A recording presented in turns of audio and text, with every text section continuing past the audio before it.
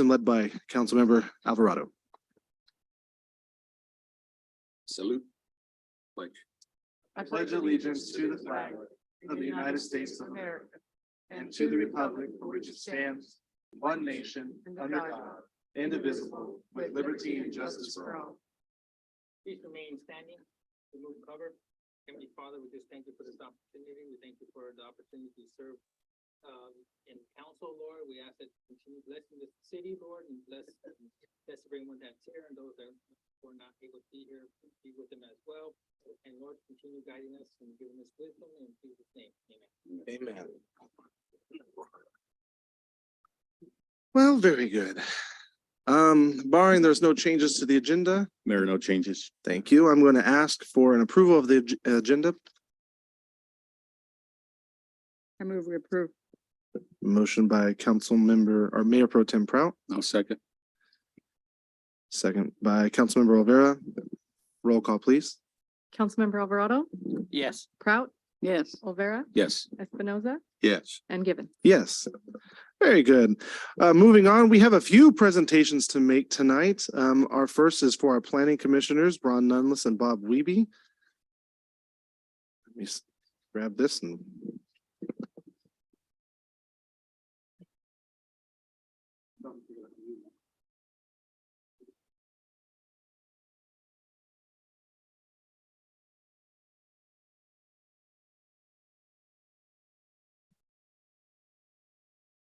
I think Bob would appreciate it if we did it together, actually. Come on up, gentlemen. You guys aren't afraid of the podium. I know that. So this is a resolution of commendation for Ron Nunless, and we're gonna do Bob Wiebe at the same time. Now, Ron, you were September 2006 to December of 2022. And Bob was March of 2003 to December of 2022. Whereas both Ron Nunless and Bob Wiebe have served this community for, again, Ron being 16 years and Bob being 19 years as member of the Shafter Planning Commission. And whereas these years of service have been marked by exemplary dedication to the best interest of the community. And whereas each have worked consistently for the betterment of Shafter's economic and aesthetic development. And whereas through the performance of both of their duties and responsibilities of members of the Planning Commission, both Mr. Nunless and Mr. Wiebe have made excellent and constructive contributions to the city of Shafter.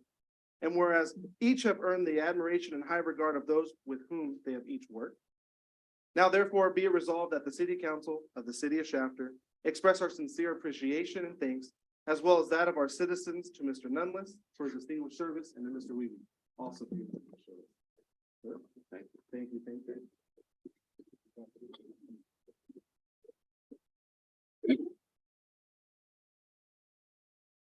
Yes, if you don't mind. I'm gonna ask you guys all to come up with No. a group.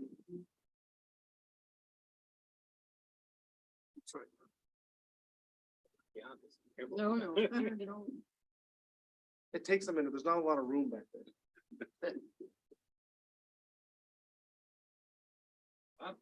Congratulations. You made it, huh? Yes, sir. All right. Turn sideways, what do you want?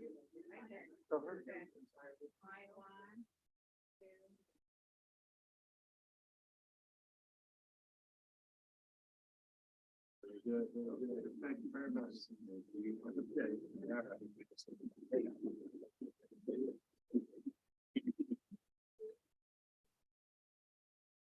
Yeah. Gentlemen, would you like to say a few words?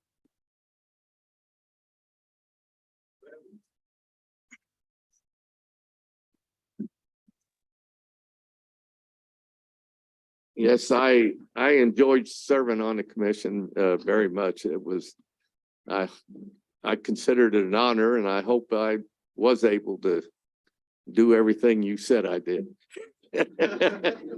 Anyway, yeah, I enjoyed it very much. And anytime you need somebody to fill in for a while, I'd be glad to do it.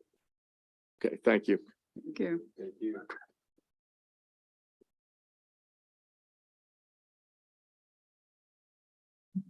It's a tough act to follow there, Ron. No, I've been on there through 3 planners, the city, and It's been a lot of fun, a lot of good people. I can't even name all the good people we've served with. But I think the important thing is that the city council, the city planning commission, everybody saw things the same way, and we're always on the same page. And that doesn't happen often any place you go. I mean, I've heard horror stories from other cities, and Shafter is a great place, and it's great to serve. So thank you.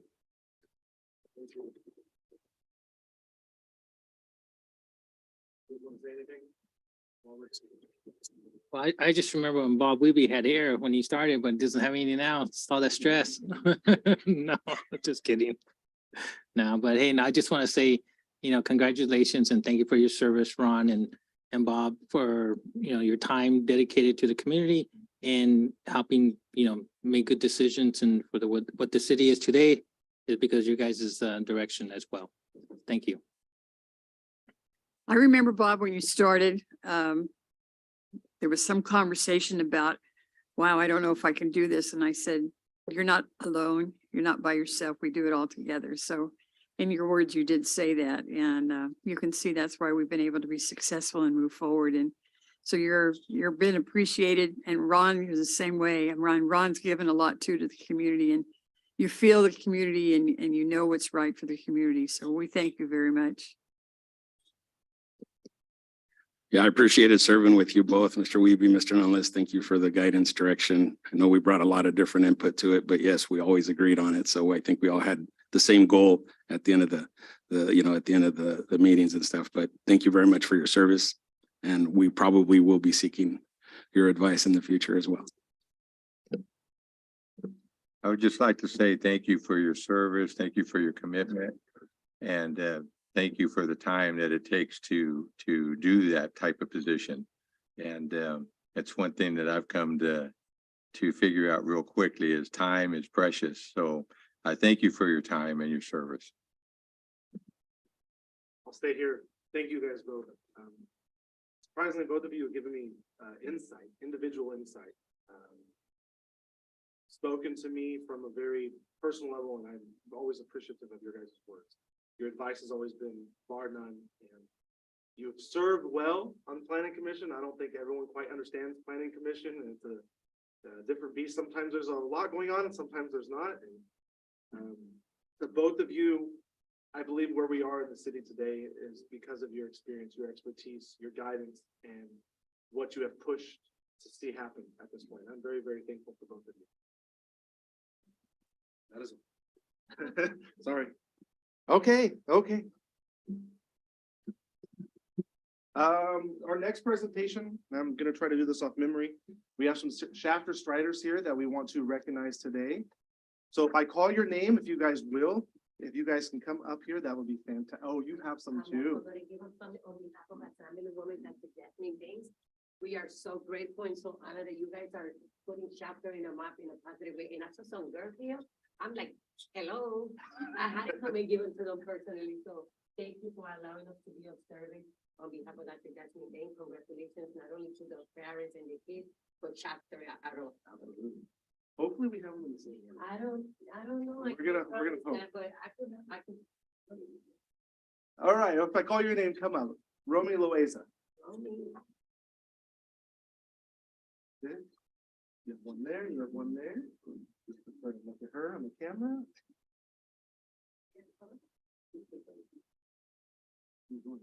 Oh, sorry. Don't run too far. We're gonna take another group. Luna Loaiza. Somehow you knew you were next, right?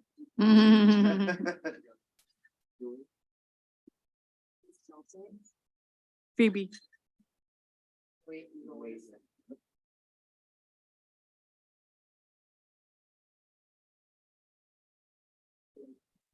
Phoebe Volkov. I don't know if Phoebe's here. No, Phoebe is not here. Cameras with you. There you go. Schneider.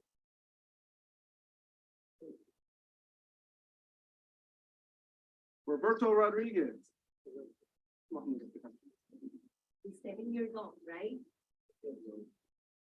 Look at all these medals. This is incredible. Third place of 25, right? That's a little bit. Who was eighth place?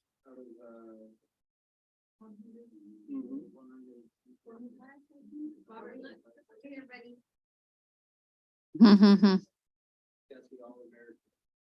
Yes, he did. That's impressive. he's just starting. Oh, my gosh. Diego Agrulo. He's not here.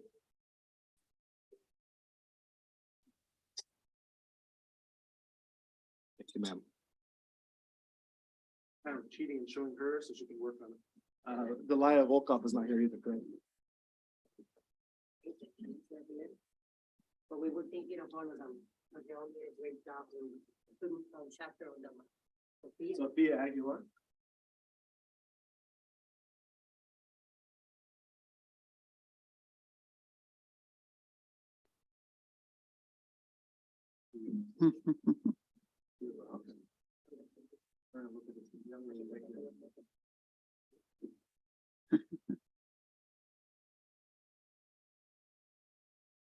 Ezekiel. Oh, I was gonna say Ezekiel's probably not here either. Maybe. Yep. Yes, we have them both up here. You have Ezekiel. Here. Diego? Diego? Oh, let me have that one now. Ezekiel, thank you. Ezekiel, yes. Hello, buddy. They look so little, huh? Yeah, yeah, they do. They look so little. Perfect timing. Perfect timing. Theo, Louisa.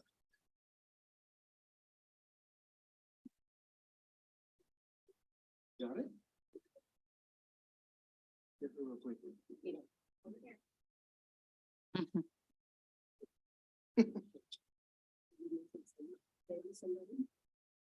Oh, I see. No worries. I'll explain that. Okay, so that was like. It is, it might be you. I don't know if it's you. It might be you. And then my last guy, Ryan Gonzalez, come up here, buddy. Now, that was if you're looking at the support presentation. Now, Ryan was also part of them, not part of Chapter Striders. And he's also part of the group with all the fancy medals up here. Come on. Well, we're gonna Take a get you picture one. anyway. I'm gonna take his name with him. I promise you get yours too. I'll get you guys to come up here. Okay? One more Thank you photo. so much. All right. Can I get all of you kiddos up here? Can somebody tell me the- Thank you.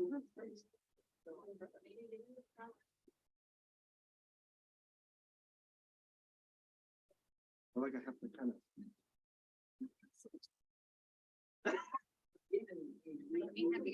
Yeah, get over here. I know, I see. I see.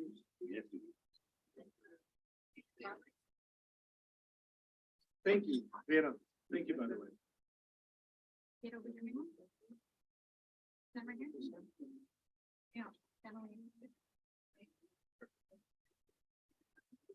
Glad you're here, Rachel. We always have all this. You can close them, okay? Put it there. Girl, let the parents do first.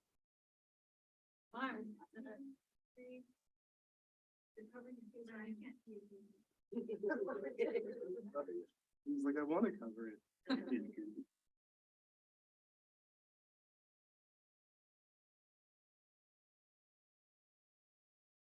One more, don't run, one more.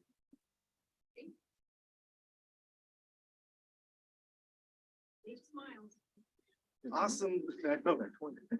Awesome job, guys. Congratulations. Good job.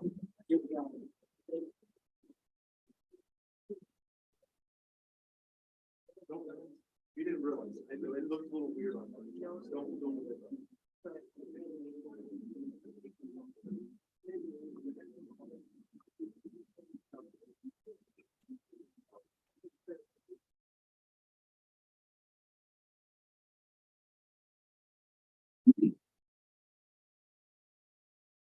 Now, so everyone knows, and I know you all are parents in the crowd, so you know this as well. Which one is our youngest one? 6 and under, yeah. 6, right? Okay. So you guys went to, give me a little background where you guys went to.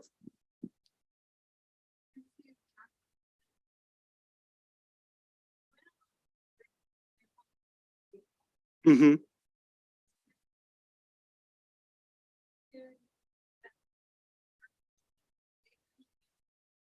Other speakers with the kids, long children with the children.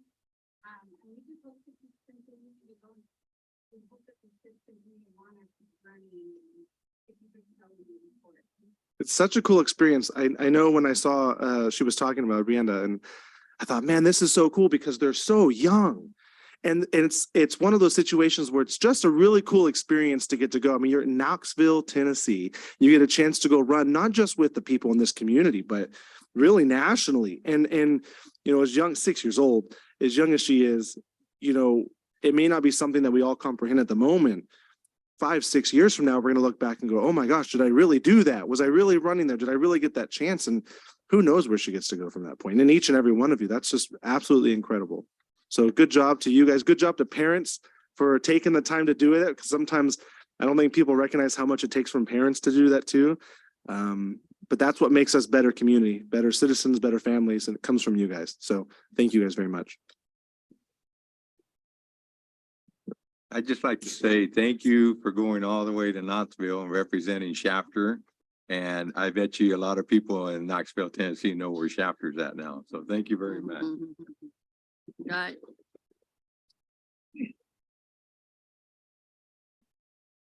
All right, very good. I believe that is all of our presentations. So I'm going to move on. If you guys want to stay, you're more than welcome to stay for the meeting. If you want to exit out, I'll give you guys a chance to do that too. Your choice. You guys are very, very, very welcome. Thank you for coming. I didn't know if the Charger fan was going to come out tonight wearing the hat after what happened. You got this.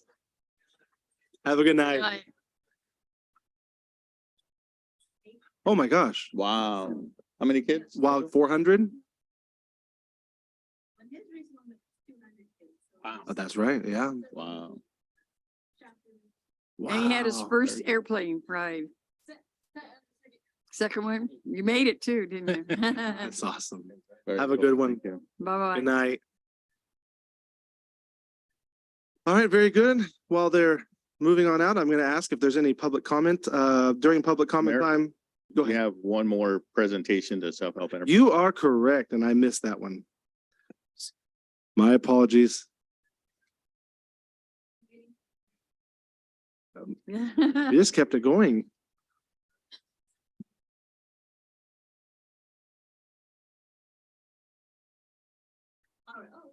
Okay, hi, good evening. My name is Maria Ravelis. I work with Self Help Enterprises. So first I want to take a moment to thank the city of Shafter for allowing us a little bit of your time to talk about this program. So I will first, I know we're moving, but where do I go? Thank you. Normally I just say next slide and is it going- I don't think- there we go. So first I want to start by speaking a little bit about Self Help Enterprises. The company's been around since 1965. I mean, we're most widely known for our, build your own home, which is what I knew self-help as when I, started working with them. I had no idea about all the other, really great things that they do. So it's been such a privilege to work for self-help. They also help families rehabilitate their homes if they're unsafe and they need some funding. They also provide technical assistance for small communities to get safe drinking water and access, sewer systems for their communities. And I'm part of the Sustainable Energy Solutions team, and our job is to promote programs that help bring clean energy to the San Joaquin Valley. So that can be anything as referring them to the energy savings assistance. We recently did a pilot project across 4 different counties for electrification. And then this is one of the programs that we partner with to help bring those, to bring clean energy to the communities. Wanna go? Okay. So SOMA is what we call solar on multifamily affordable housing. So it helps property owners get really big incentives for installing through SOMA. So if I'm a property owner that owns, a big rental complex, 35, 40 units, and maybe I'm thinking about going solar, if I were to select to go through SOMA, I could, reduce my, the cost of installation by, minimum is 50. The highest, I believe, is 75%. So, it's more than just buying the solar system, installing it, And, moving on, Soma also, does have a community-centered approach, which is why they contract with community-based organizations like Self-Help to bring the program here. And it also helps bring, bill credits to the tenants, which is something they would have an opportunity to get credits for solar. If you don't own a home, you can't install it.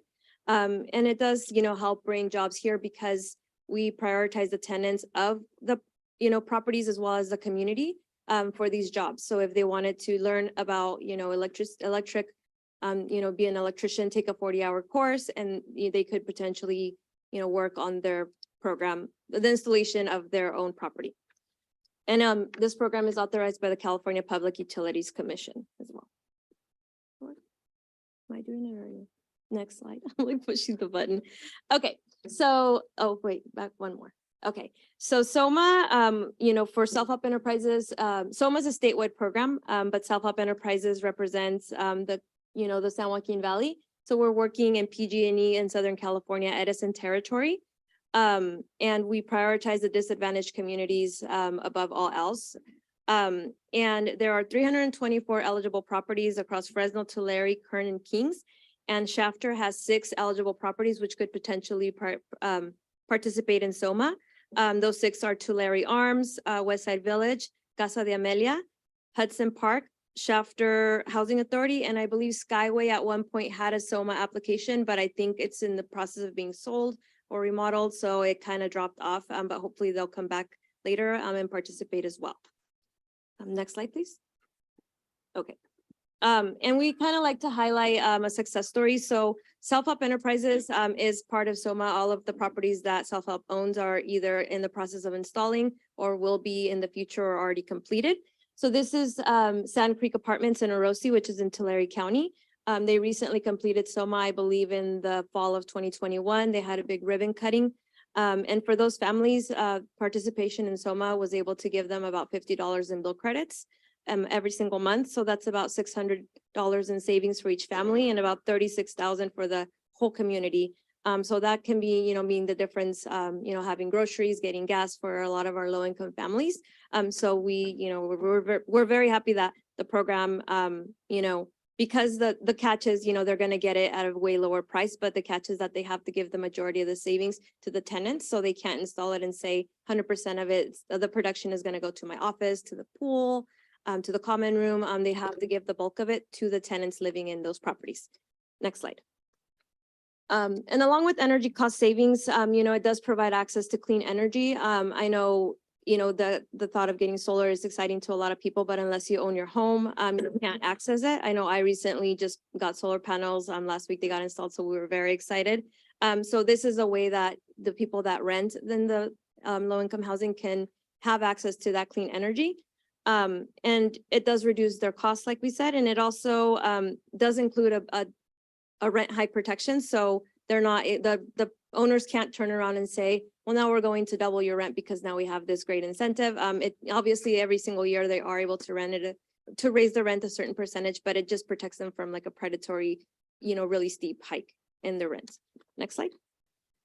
I also wanted to highlight workforce development component, which is a really big part of SOMA. And in my opinion, it's, not because SOMA hasn't really been, very well taken advantage. I feel like it's a disservice to our communities because it does create those pathways to the job. So if I'm living in a, one of the low income housing and maybe, I'm struggling, maybe not having a career that I love or that I really want to take advantage of, these tenants are able to have priority for these jobs. So they would have to go through just like a 40-hour course minimum. They could be through Proteus. I know they do that school, like we mentioned the Proteus. For Sand Creek Apartments, they had 2 participating local members. One of them was Proteus through the William M. McGuy School of Education, and another one was just the Sand Creek apartment tenant that lived there that was able to participate as well. And it does allow them to get that experience. And also after the completion, they'll have access to the resume portal and have access to other jobs that may come up. So it does kind of set them up for success, without having to do too much work. And hopefully it'll stimulate your local economy because if they're making money here instead of bringing people that live in Los Angeles or Fresno, hopefully they're going to take that money and invest it right back into the community. Next slide. And because we are the sustainable energy, part of our, hopes is that, we, build cleaner and healthier communities. So by installing solar, we're reducing our dependence on fossil fuels, which will hopefully improve our air quality in and out of our homes. As we know, the Central Valley is negatively impacted by bad air quality. So anything we can do to help offset that carbon footprint that's going to improve the air quality is really important to us. And as I mentioned before, they also have other incentives like tenant education. So they'll either get a material handed out, or if they request, we can do a workshop for those families to teach them about solar, conserving energy, which is still going to be important because we want them to know, just because you have solar, you don't want to go and say, oh, I'm going to crank the AC up to whatever and keep my house cool, because it's going to raise their cost. So we want them to be prepared for that as well. Next slide. So this is where I ask you guys that, why I'm presenting this tonight. So we are hoping that, the city of Shafter will kind of partner with us to help, encourage participation. You perhaps use your logo on the flyers that we give. I mean, the reason that we ask that is because, we feel like, people always come to your door, knock on the door and say, oh, would you like to buy solar? And you're like, no, thank you. So when we, in the past 2 years, we've been working on trying to engage property owners. And I think they kind of just feel like we're here to sell them solar, but actually self-help isn't, they don't pay us, they don't, do anything. So, we feel like having the stakeholder endorsement from their local communities will help encourage participation, because then they'll see it's not just something where we're selling them solar, it's actually going to cost them a lot less. And that can be, providing an endorsement for the flyer, like, the county of Tulare and the city of Farmersville have done. But also if, perhaps just say there is a project that's starting, maybe I'll email city clerk and say, hey, can you put this on your website, on your webinar? There's job opportunities coming. So anything we can to raise awareness, and we would love to have the support of the city of Shafter for this program. Next slide. And that's my presentation. Do you have any questions, or does anybody have any questions about the program? Any questions? You said it, I might have missed it, but do you say for a single resident? I mean, just as someone for the house? Mhm. You could, okay. No, so no, if you live in your own home, you wouldn't qualify. So SOMA is for the multifamily. Okay, so Um, strictly, Yeah, it's that, only for okay. multifamily. And the reason why it's that important is because if you live in an apartment, or even if you rent a home, you wouldn't be eligible to purchase solar because Right. you're not the owner. It's very, very strict. It has to match the title. It has to match the name on the energy bill has to match the name of the homeowner. So they often don't get to participate in programs like this because they don't have a home So that they that's own more- of their More like a duplex is duplex, but does duplex qualify, or is it more than a duplex, like? If I believe it has to have a minimum of 8 units. Oh, 8 So units, it can be a smaller complex, or it can be something like a really, really big complex. But yeah, and the size of the complex does affect, how much they're gonna pay and the amount, so every single person that thinks I'm gonna, that would like to get some more information directly from the people at SOMA, they would create, they would review their whole portfolio. They can decide, I want to do all my properties at once, or maybe it makes sense to just do, because I believe like the Housing Authority of Fresno is they're already working with them, so we're not outreaching to them, but they're doing it in phases, because it's obviously they have a really large portfolio, so it's not feasible to, enroll them all. So it's gonna depend on the size of their portfolio, what they want to do, what they don't want to do. There's also 2 different tracks, if they're a nonprofit or for-profit, they can get evaluated to see what they're eligible for. So the property owner is the one who has the cost, Mhm. right? The expenses coming out of their pocket. Yeah. Is it something where self-help is working with both property owner and rentee or the tenants on how that cost is shared?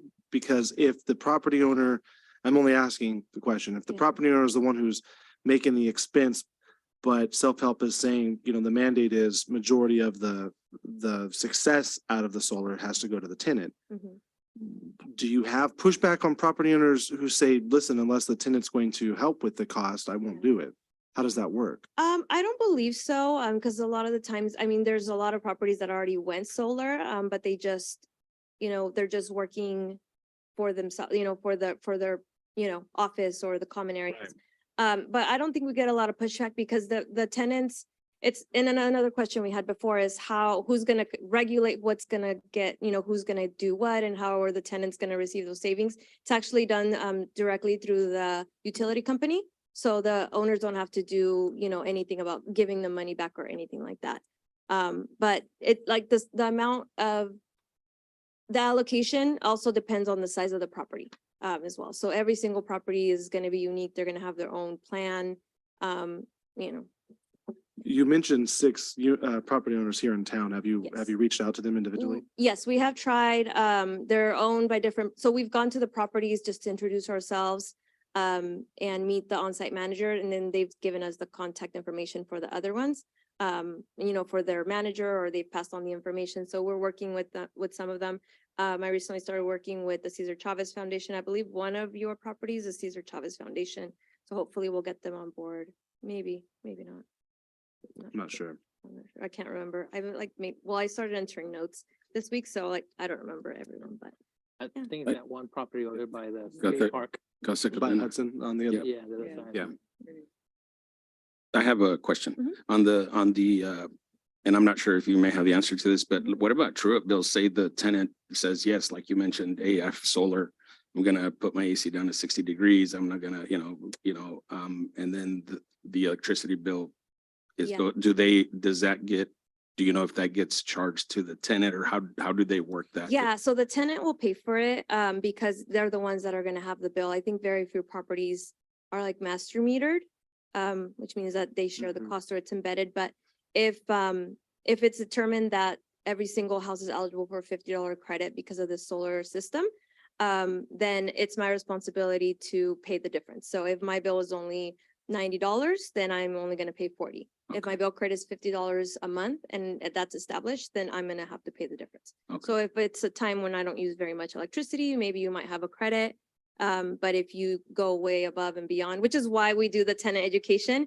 And the reason it's so important is because, the reason people don't trust solar is because they're thinking, oh, I was told I'm not gonna have to pay electricity. So, I used all this electricity and now I have 2 bills. So that's where the tenant education comes in because we get to sit with them and say, this is the credit that you're gonna get. However, we still want to encourage energy conservation, so they can keep their costs low, because I know that's important to a lot of families. Thank you. Thank you. And I know that this might be something where you might have to vote on it or have to take it back, to, I don't know, perhaps to your lawyer. So if that's the case, that's okay.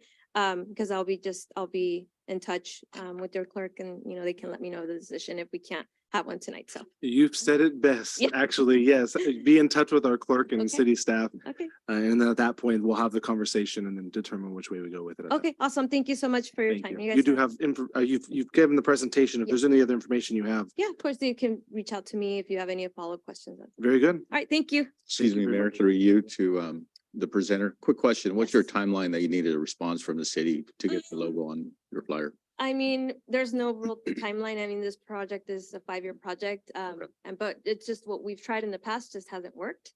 We're just not getting participation and, that's just really unfortunate because this is probably the largest geographic area of any of the community-based partners that partner with SOMA. So it's just unfortunate that's being underutilized because it has a lot of great benefits, not just to the tenants, but the communities as well. So it can be next month. I mean, whenever you guys can, because we'll be here for the long run. All right, great. I'll be working on this for the next couple of years. So, all Thank you. right, thank you. Thank you. Thanks. All right, very good. Now I'll move on to public comment. Public comment. Those persons wishing to speak on any item included on the agenda or any other matter within the subject matter jurisdiction of the city council are invited to speak. Jeff already knows the protocol, so he's already up and ready to go. Hello. Hello, Jeff Martin, American Refuse, Honorable Mayor, City Council, Happy New Year. Happy New See you Year. guys. Feel like I haven't talked to you guys in a while. So tomorrow we're gonna roll out another phase of our second to last phase of rollout for curbside customers. Tomorrow's area will be east of Mantle to Elm, and it's kind of a L shaped. We'll catch Blake and Blake all the way to Beach and Tulare Avenue. So it's a little bit of an L shape. So it's roughly 290 customers. Elm Street's a little weird because, you know, we're trying to group the alleys together. So one side of Elm will be 3-cart, the other side will be alleyway customers. So, but it's only gonna be for a couple weeks. Our next phase will be February 2nd. We'll go to Chad's house. So The first phase was when? I didn't get the date. Starting tomorrow? tomorrow. Thank you. And I am excited. I'm embracing this, Yeah, by the way. we're very excited too. I can't wait to. Just some numbers for last year. So far we've rolled out 3,517 customers. Bulky items collected, 265. We've given out 233 food waste pails. We have 11 walk-in customers, so customers who cannot get their cans out. We have 11 right now. We've recycled 724 tons of green waste and 203 tons of blue cart material or recyclable material. So, and that's from July till January. All of that recyclable, all of the green waste has been accepted, Yes, not having any issues with it. no, we've been pretty strict. Is that about in line on a per capita basis with what you see in other places? Yeah, I think we're doing really good. I think we're above average, especially coming from, it's not like we added a phase. We didn't go from 2 carts to a 3rd cart. We're going from 1 cart to 3 carts. So yeah, You're going from 1 in 4 to 3 in 1. Yeah, no, it's Yeah. it's a big change. yeah, it is. And you know, there are some people just doing amazing jobs out there. I mean, we're looking in there, you know, it's pretty awesome. Like people are really reading, really applying it, you know, really using as much as that green card as they can. Lots of food waste, you know, soiled paper, lots of bio bags, you know, recyclable plastic bags. Just Good. people are just doing a really good job. So I mean, we have a full-time person that is out there checking cans for every can that's put out. So if something's not right, we are back the next week to make sure and so on and so forth. So some people love it, some people don't, but we're there. I think it's been, for the most part, from what I've heard, it's been accepted pretty well. I mean, you get the obvious complaints and questions, and you know, there's some streets that you can go down and I don't know if they're intentionally trying to put their carts in the middle of the road just because they want to, or how that works, but you know, we get the complaints. Yeah, And, but frankly, you know, we asked the question, there's been a lot more success and, you know, I think, you jokingly talk about my side of the area, but, everyone I've talked to is ready for it. They're excited to have it and to know that they get, you know, they like keeping their area clean. So I think Yeah. it'll be good. yeah, it's working out. It's been very successful.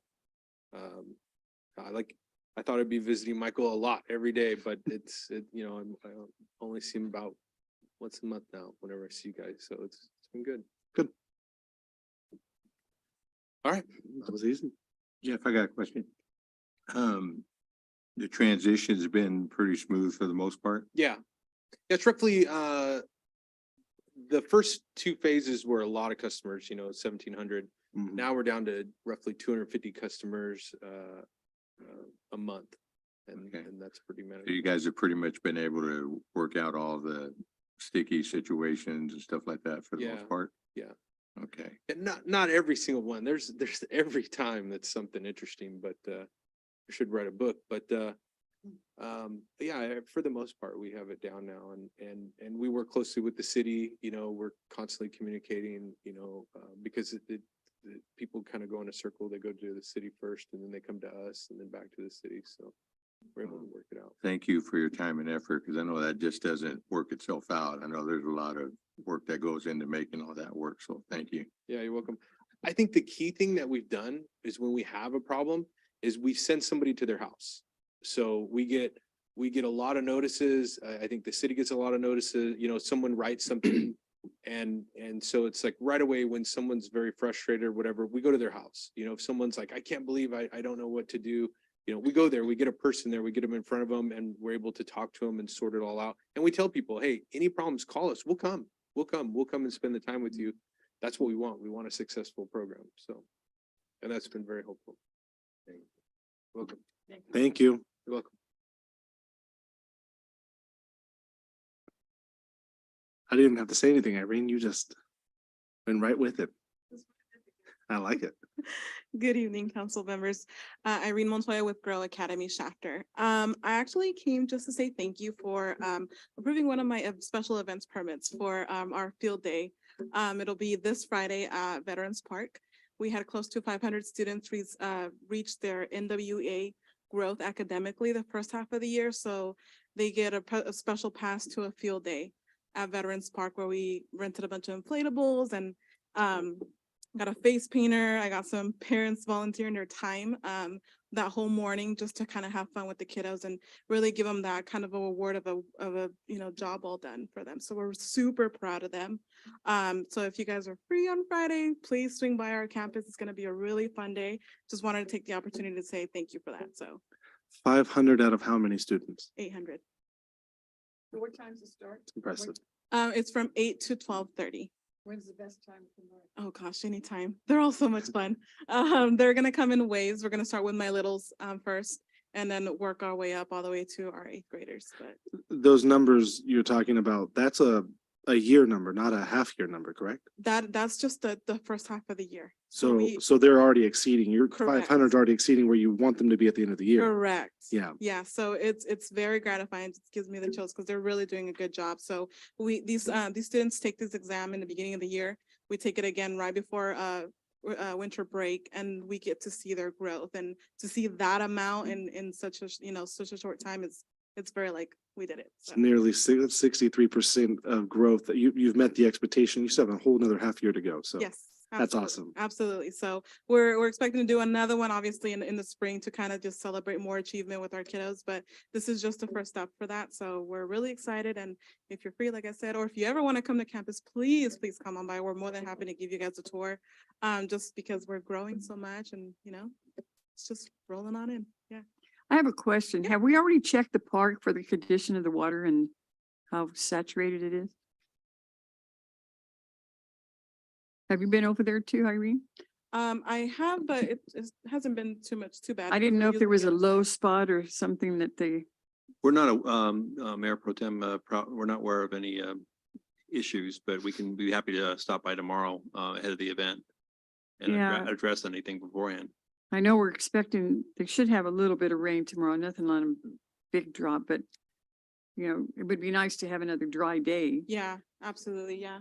I'm more than can do a walk with Miss Harris. She was unfortunately couldn't be here tonight, so she sends her apologies, but she, Because there may be some places that's pretty saturated. You might want to avoid it. yeah, I'll do a walkthrough tomorrow for sure, just to Good. make sure. I think we'll be okay. Yeah, I'd love to come by too. Yeah, Yeah, feel that's free to right. come by. Yeah, Mhm. but yeah, that's about it.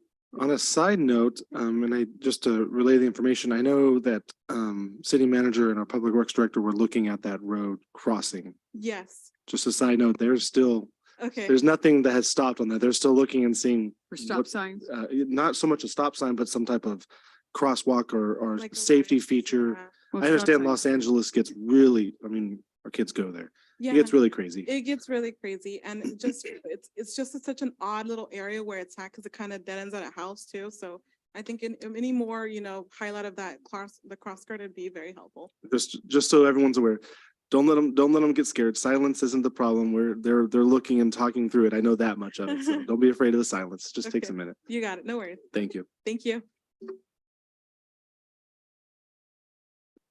Very good. Any others for public comment? And or did we have anything come in online? Okay, with that being said and done, public comment is closed. I will now open up for our council announcements and reports. Pete, you got anything? Yes, on the December 22nd, I attended Suzanne's retirement luncheon. So that was nice to see everybody get together for that. And then, she said she was ready for retirement, so Mhm. I wish her well on that. Over the Christmas and holiday, New Year's holidays, I spent it with just family and friends, had a good time. On the 13th of January, I attended the downtown celebration for the Shafter High School football team. And that was a nice get together and a nice fun night to recognize the team and all their accomplishments this year. And then today I attended Peter's funeral service for James Holt. And I grew up down the street from him. Across the street. Yeah, Yeah. across the street and down about 4 houses. And he was a real interesting fella. Another little tidbit about it is I was going to church with his sister, and she was Geraldine. She was a character, and then I couldn't really put it together until one day we were talking, and she goes, "Well, you sound just like my brother James." And I said, "Well, James who?" And she goes, "James Holt." I said, "That's your brother?" And she goes, "Yes." And I said, "Boy, everything makes sense now." You know, they were just a fun group of people. And he was volunteer fireman. He was always caring about what was going on in Shafter. And growing up across the street from him, I used to run into him all the time. So I just like to say he's going to be missed, and he truly was a Shafter citizen. Thank you. Yes, I don't have anything. Gilbert? You know, I don't have much, I don't have anything other than just, I want to say congratulations again to the Shafter football. To the team for being very successful and being strong and not giving up. And I just wasn't able to make it. We had a company event, so. But that's all I have to report. I did share your words, by the way. I tried my best. Yeah. Ms. Proud? It was well attended and it was well received. Yeah, it was a fun evening. There was no rain. It was really very pleasant out It there. actually was really nice. It was excellent. It just couldn't have asked for anything any better. So the community did gather, and the coaches as well as the other high school students showed a lot of pride in the fact of where we are with what's happened here with their winnings through the season. So we can't thank them enough because they're being accepted and being rewarded ongoing and will continue to be. So that's a fun part. We did meet with Senator Hurtado's staff, the mayor and myself and our city manager. And we were hoping that maybe, we were asked to present something for some budgeted money that would come, and our biggest concern is for some safety money for expanding the lanes at Santa Fe. It doesn't look like there's going to be any possibilities this year, isn't that correct? Because the state budget doesn't look very good. They have a deficit they're looking at. And so there's nothing really earmarked for that particular deal. But in the meantime, we talked to them about some consideration for local control back to our own city, because state government has taken an awful lot of that away.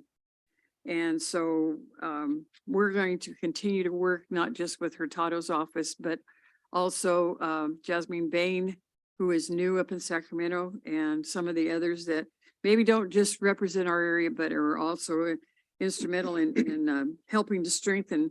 Because as I told Chief when he was driving by the other day, that it's going to be important that all of us in the state of California do something to strengthen the laws that's going to control some of the crime that we have going on. We're pretty strong with the group, and it kind of left them speechless. But they're going to hear from us again, and we're going to plan a strategy. We're going to plan to keep this active because it's going to be most important that all of us get involved in strengthening, not just in Shafter or Kern County, but throughout the whole country. So that's something to watch for the future. I also attended the AB 617 as well as with staff, and staff's here too. It's interesting, the monies are starting to be released that will help out in certain ways. Today, there was this session at Tin Cup that you could show and tell how to get some money towards, I mean, most people would qualify so that you could get an insert and not use your wood burning fireplace. I know Chad did attend. I had a meeting at 4, so I missed it. But that's just another way that each individual has an opportunity, but we will have monies going in to help along CVH coming into town with curbs and gutters. There will also be some help out at Mexican Colony to help them in improving out and reducing air emissions out in their area too. So we continue to watch. It's been going on now for at least 4 years. Seems to be a slow process, but this is on the lower level and it has to go all the way up to the state water or state air resources board. So the process is lengthy and it's tedious, and also trying to get citizens involved in as well as understanding the procedures. So something that we have to continue to watch and hope we all benefit from it. That's all I have. Very good. Oh, I wanted to mention, Pete, I missed the funeral today, but I want you to know that he wanted to be 100. He wanted to reach that 100 plateau. Yeah, and everybody will know that too. He wanted to reach that, but he didn't. He missed it. Yeah, I thought it was amazing how many miles they said he had rode on his motorcycle. Oh, out across country too. Yes, Yeah. yes. I mean, he would just get up and say, I'm going to North Carolina and just take That's off. right. And then he had a dog, an Australian Shepherd, that would stand on that back seat behind him and would balance himself going down the road with that dog. And then he had goggles. We used to go watch Yeah. him get ready to go on those trips and just watching him pack the motorcycle and everything. So yeah, Yeah. I have a lot of good memories of him. See, and I was a neighbor of his too, when we first came here back in the mid-60s. Well, in 61. You came in a little after that, but 63. yeah. So he was a good neighbor and he contributed. He really loved Shafter. He was a Shafter guy. He was a pretty neat guy. A veteran at that. Yes. Yeah. Yeah. Went through a lot of lawnmowers with him. Yeah. Yeah. I don't know if he was being facetious and just taking them apart just because or what he was doing there, but yeah, so we've had a lot going on in the last couple of weeks, which has been nice. Mayor Pro Tem Proud is correct with the time spent with Hurtado's office. And I guess not having the budget information in front of us, I think they knew having the conversation. I think they knew what was coming, but the state's budget, and I'll make one statement, I'll leave it alone. They've got money in wrong places, so I'll just leave it alone at that. And wish it was better for us in obtaining some of this, because there's a lot of concerns with Santa Fe. I think it would do us as a city a lot of justice to widen that road, and I don't think it's a stop. It's still pursuing this. There's still other avenues to work through, but disappointing to see the state budget nonetheless.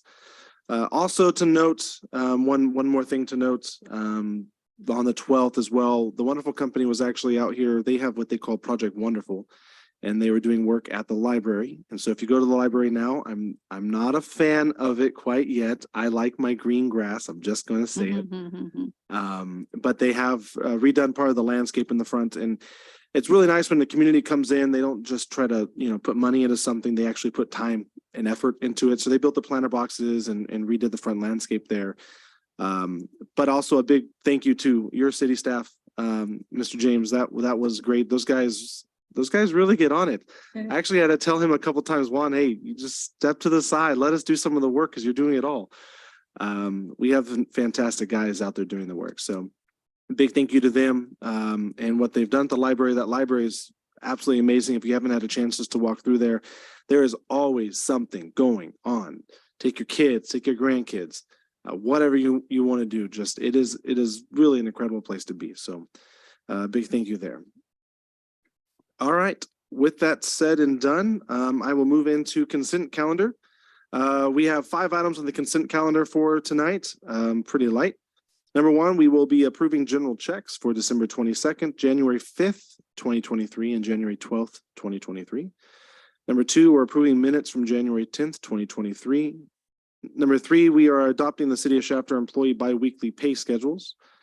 Number 4, we are looking to accept the treasurer's report for the 3rd quarter of 2022 And number 5, accepting the treasurer's report for fourth quarter of 2022.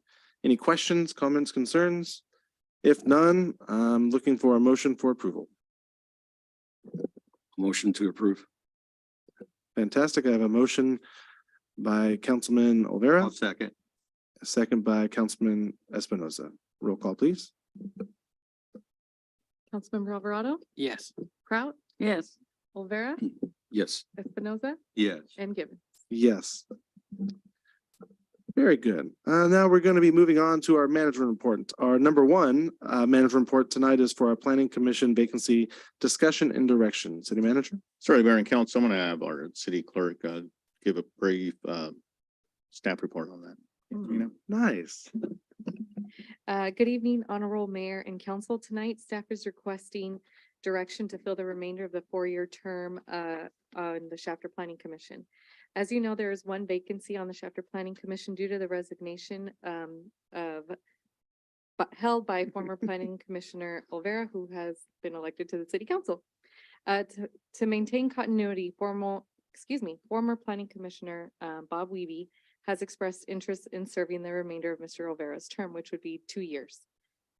Staff needs direction from council to either prepare a staff report reappointing Mr. Wiebe to the Planning Commission to fill the remainder of the 2 years, or for staff to prepare a notice of vacancy, have it publicized, and requesting applications of interest to finish the 4-year term, which would be 2 years.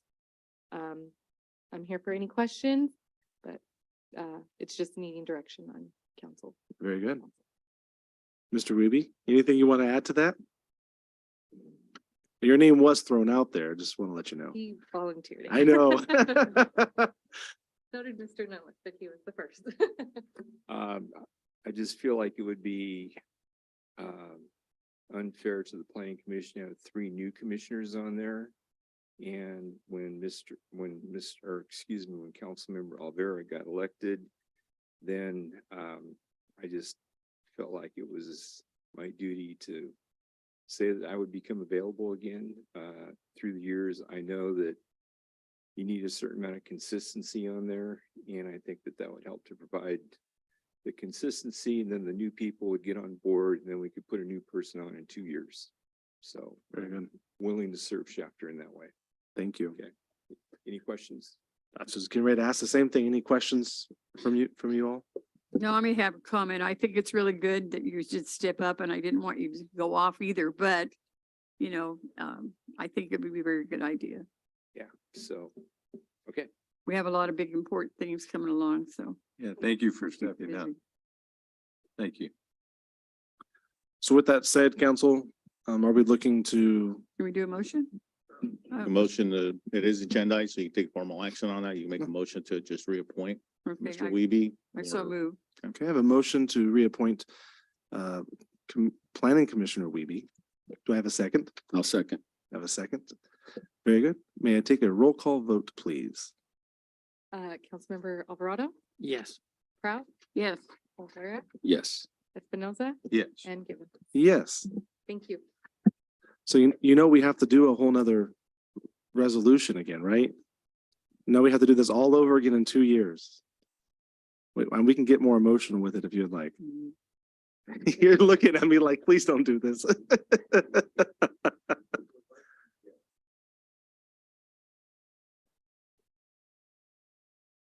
Oh, okay, okay.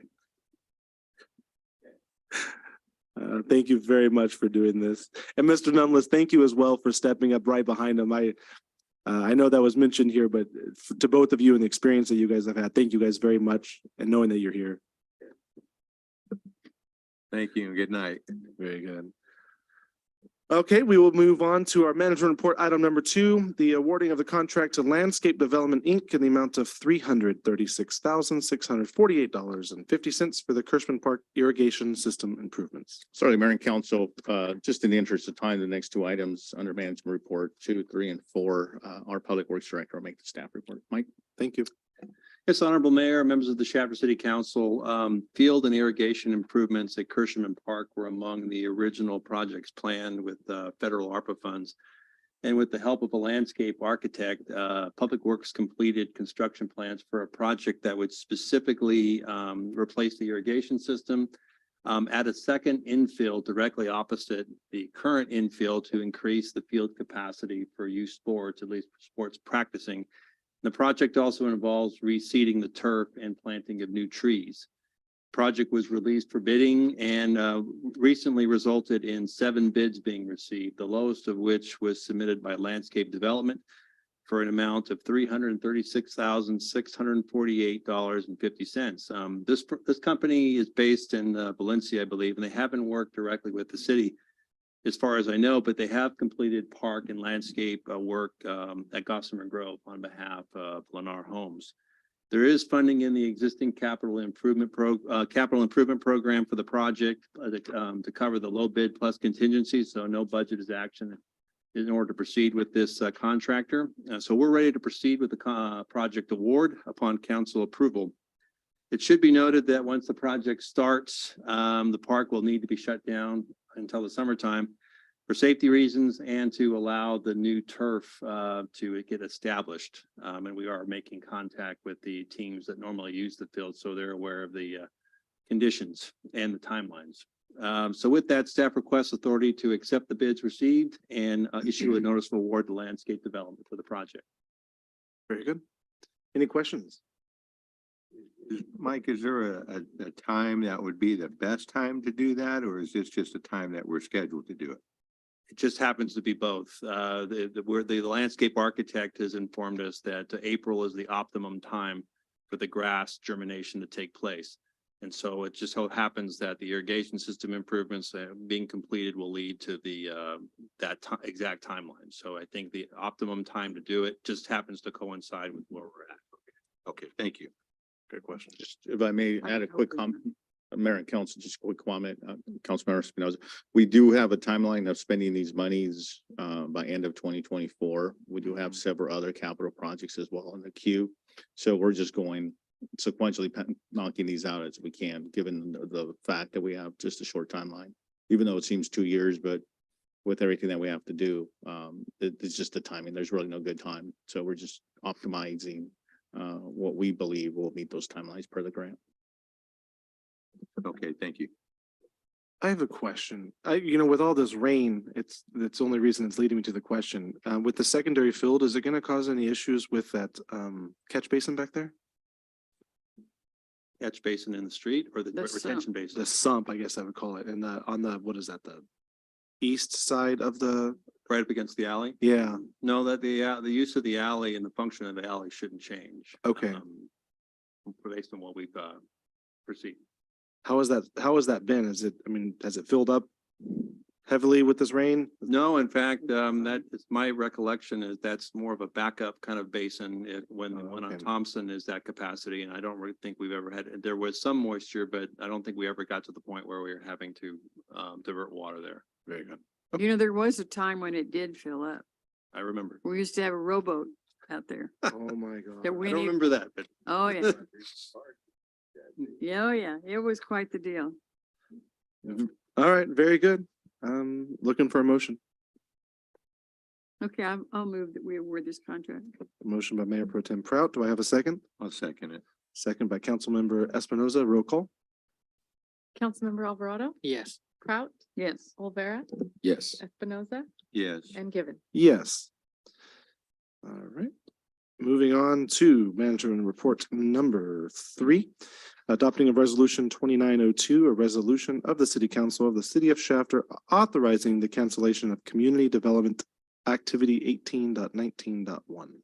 Honorable Mayor, members of the Shafter City Council, through a cooperative partnership with the County of Kern, the city has allocated annually community development block grant funding to complete community enhancement projects. The source of the funding is the federal government, but the county oversees and manages our use of CDBG funding. And the projects completed to date have benefited parks, streets, and other public facilities. So as a result of the county not being able to process project funding agreements as efficiently as they used to, and the city requesting changes to projects periodically, we have several years of funding that have not been put to use. So last year, the council adopted resolution 2882 that authorized merging 4 years of funding for one project at Rodriguez Park. The improvements could include field lighting immediately north of the playground and drainage improvements at the northeast corner of the park. We've experienced some flooding there with our recent storms. So it's important to point out that prior to the resolution being adopted last year, a hearing was noticed and conducted to allow for public input on potential project funding. And it's worth noting that the funding had been previously authorized for the aquatic center and Veterans Park, but those facilities are now benefiting from other grants that are in a position to move faster. So the past resolution did not address that the county had already assigned a funding agreement numbers to some of the funding in play, specifically CD activity 18.19.1. So their staff has asked the council to adopt another resolution formally requesting that previous work be canceled. So the new resolution before you tonight is number 2902. It's included with the staff report. It doesn't change the project we're working on, doesn't change the direction for staff. It just clarifies that we're focusing on the Rodriguez Park project with up to 4 years of CDBG funding. And provided this resolution is adopted and it's provided to the county, honestly, the timeline for starting these improvements is next calendar year. So with that, we request adoption of resolution 2902. Very good. It's administrative work here, folks. If no questions, I'm looking for a motion. A motion to approve. Fantastic. I have a motion from Councilman Olvera. Looking for a second. I'll second it. Second by Councilman Espinoza. Roll call, please. Councilmember Alvarado, Yes. Kraut, Yes. Olvera, Yes. Espinoza, Yes. and Givens. Yes.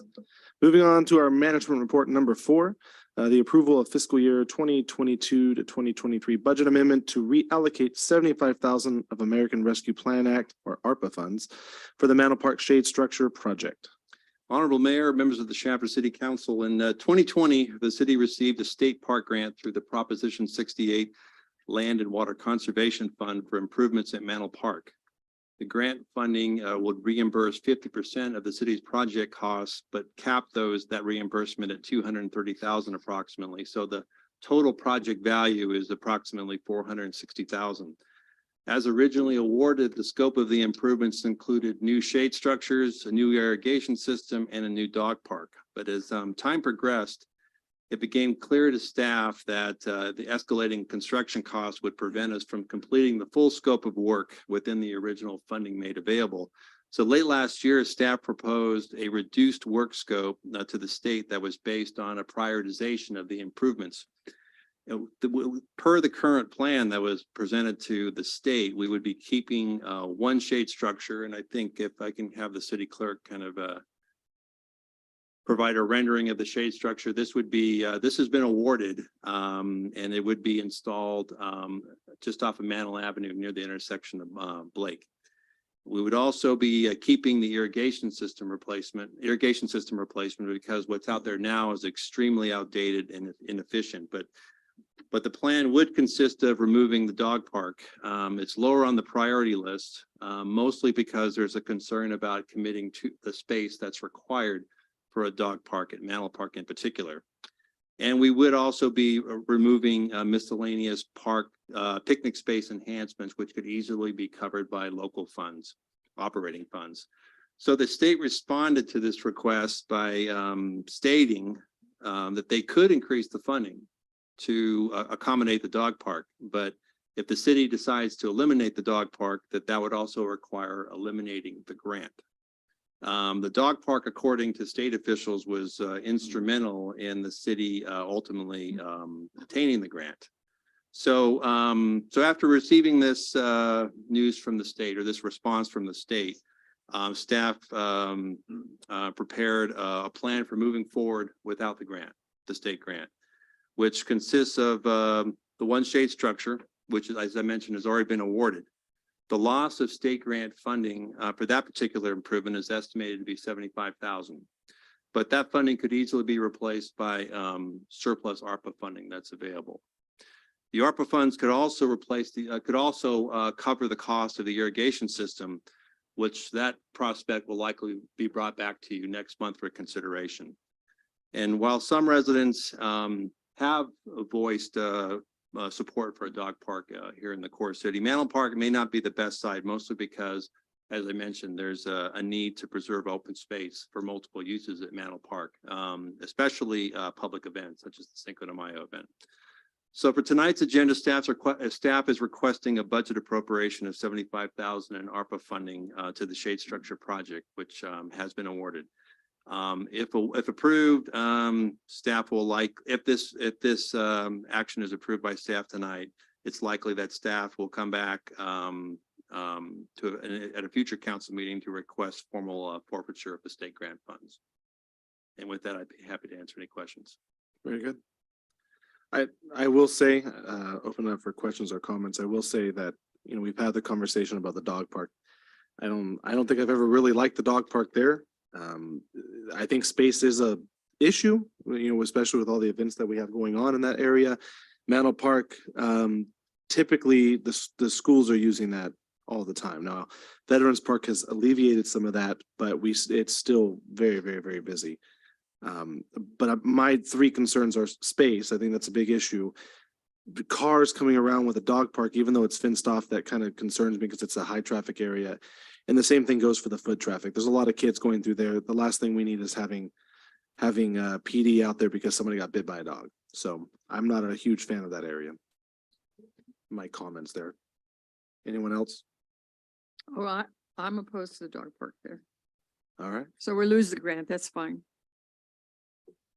So the motion tonight is for the 75,000 to reallocate the 75,000 from ARPA funds to the shade structure. And on that, I'm looking for a motion to approve. I so move. Motion by Mayor Pro Tem Prout. Do I have a second? No second. Second by Councilman Olvera. Roll call.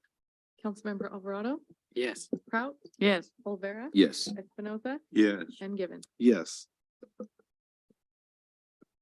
Click. Very good.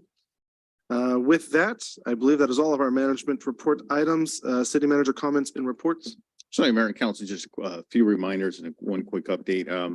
The architectural firm that is assisting the city with conceptual design for the proposed new substation at Gossamer Grove and fire station met with staff to begin the programming of the space last month.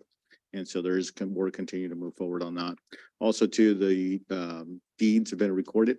So we own the property as well as the donation agreement. All of that's been executed. Nice. And so we are rightful owners of that 5-acre parcel, and design work, conceptual design work is moving forward as well. And on the funding with the state, I continue to be in contact with Senator Hurtado's staff to try to get a new funding agreement from Department of Finance or Cal OES, who's going to ultimately administer the grants, but that continues to be a work in progress. So some friendly reminders, State of the County is taking place Tuesday, January 31st. We've bought tickets, so it's at 5 p.m. at the fairgrounds. Also, too, the Kern COG Regional Awards are taking place Thursday, March 2nd at Seven Oaks Club at 5:30. Hopefully all of you can attend because we are being recognized. Dr. Franz, which is our director of the Shafter Learning Center. We submitted the Shafter Library and Learning Center for an award, and we were awarded recognition. Also, the annual Chamber Awards Banquet State of the City is taking place Thursday, March 23rd at the Ford Theater. So plan for that as well. And then friendly reminder from our city clerk, everyone's popular Form 700s. This is your conflict of interest. Is are due April 3rd. So just a friendly reminder on that. And then April 12th to the 14th in Sacramento, the League of Cities is hosting the City Leaders Summit. This is a 2-day conference in which we have an opportunity to meet with our legislators, to get an update on the budget, to get an update on different policy that's taking place at the state capitol. So if you're available, let us know so that we can make reservations. There's very limited hotels in and around the capitol. If we miss an opportunity to book rooms there, we are pretty far out from downtown Sacramento and the capital, if you're familiar with the area up there. So please let us know as soon as you can if you're interested and able to go on that so we can take our arrangements. With that, that concludes my report. I do have 3 directors. We have our planning director who's going to give a quick update. And then I have Mike in Public Works give an update on the landscape and our finance director on potential investment opportunity. So.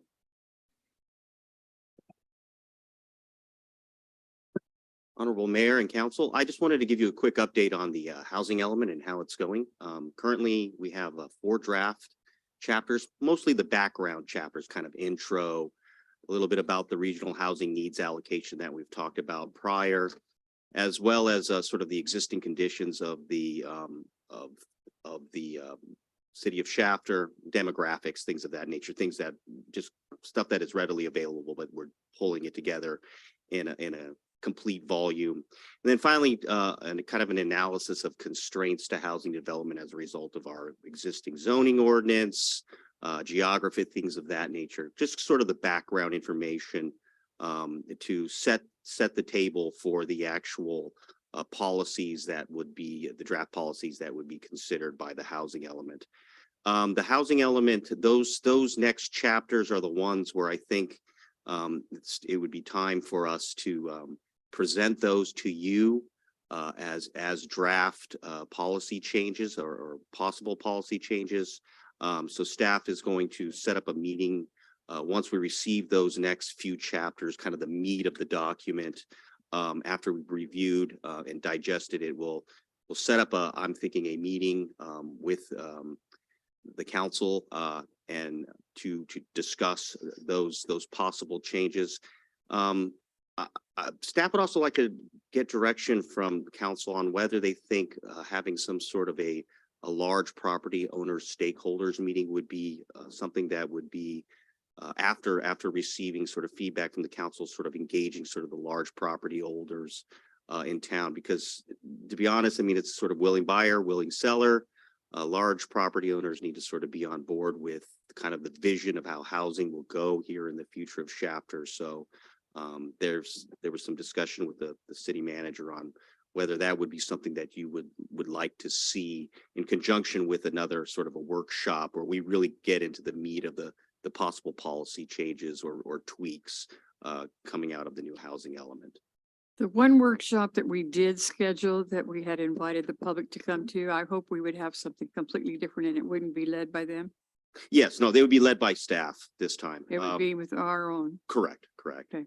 Yeah, it would be led by planning staff, and we would then sort of kind of lay out what the draft policies are and how you feel about them, how you would maybe whether you like them or you would like to see them tweaked.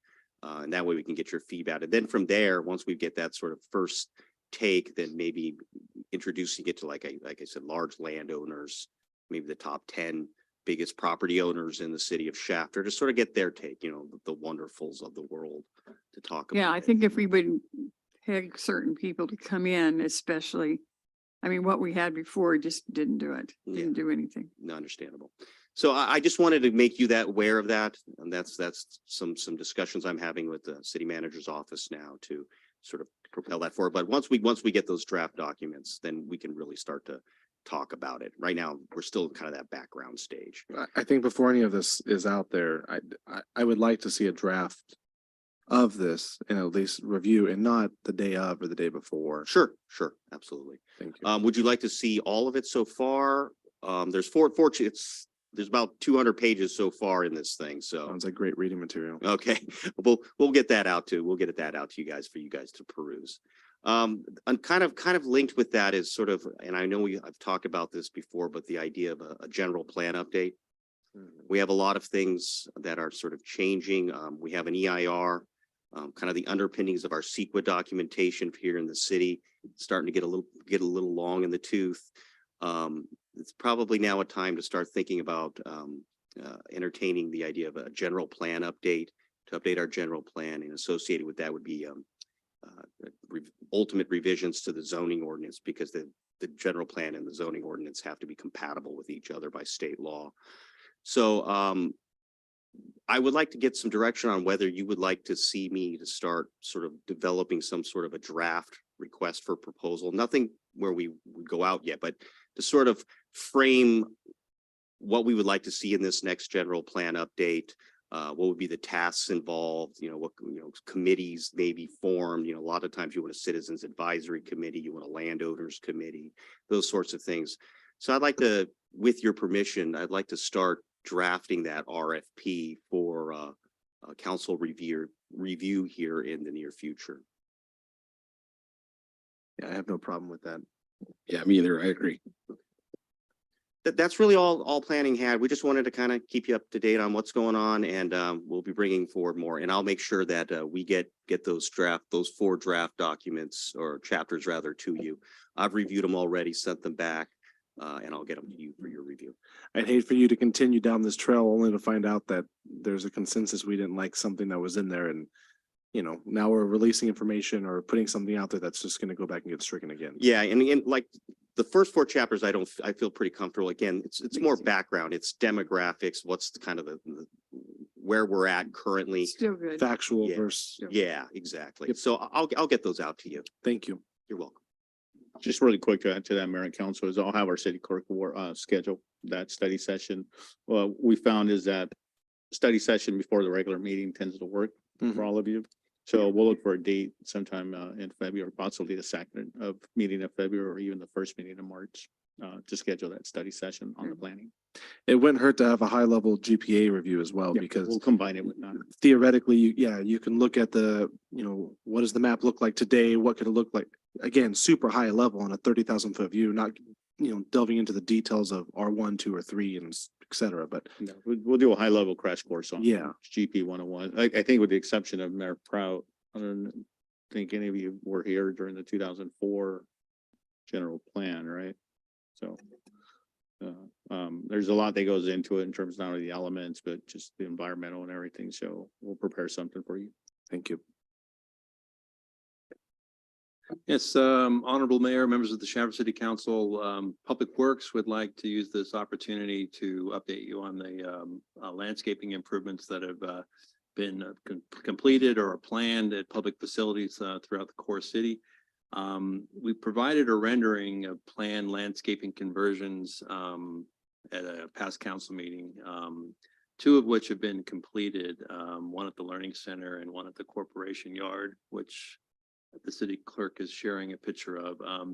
And as you might have noticed coming into the parking lot tonight, there's a conversion underway at the along the Central Valley Highway parking lot. The intent of the conversions is to replace some of the areas, some of the grass areas with drought tolerant alternatives that could add color, plant varieties, and ultimately reduce water and maintenance costs.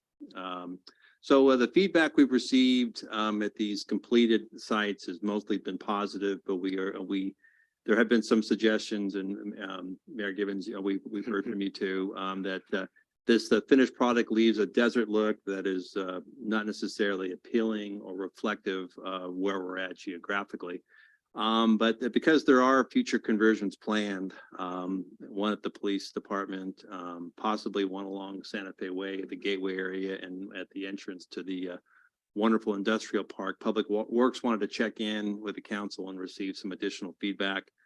But first, I'd address the desert look comments. We're probably thinking desert because of the decomposed granite throughout the flower bed areas. It serves a functional purpose, which is to reduce weeds and provide better drainage and stability. We selected the gold dust color that you see here in this picture because it appeared to be much more polished than the standard gray road dust, rock dust material.